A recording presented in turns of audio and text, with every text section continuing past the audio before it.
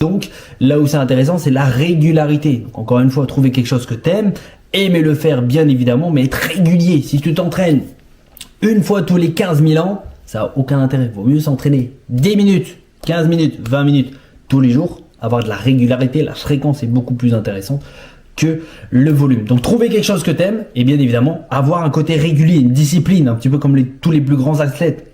Si tu prends Mohamed Ali, si tu prends Cristiano Ronaldo, si tu prends LeBron James, Stephen Curry, tout ça, qu'est-ce qu'ils ont en commun ces personnes-là? C'est qu'ils ont une discipline. C'est pour ça que c'est des monstres. Il y en a bien évidemment, ils ont des aptitudes un petit peu génétiques ou des talents innés, mais il y a toujours un côté discipline. Donc voilà, bien évidemment plusieurs fois par semaine, puisque tu te dis bien qu'avec une séance, les effets vont être escomptés.